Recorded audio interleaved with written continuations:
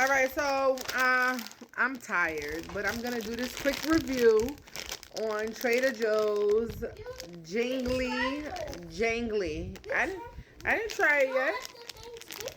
Oh, it's a fun mix of fan favorite candy treats, pieces of dark chocolate, chocolate pretzel, and JoJo's cookie bark. I want to try. Okay, let's see what it's hitting for. Guys, and I'm gonna try too.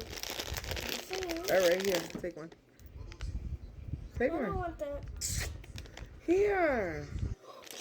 Let me see. This is how it looks. Mmm. They're not bad. Popcorn in here. They got different. Popcorn in here. They're good. Guys, I got popcorn. Ooh, I got caramel popcorn. Okay. Mama, I got kettle corn in here. Okay. They $1.99, I think, or 99¢. I think they 99¢. Go get you a pack. They're really, really good.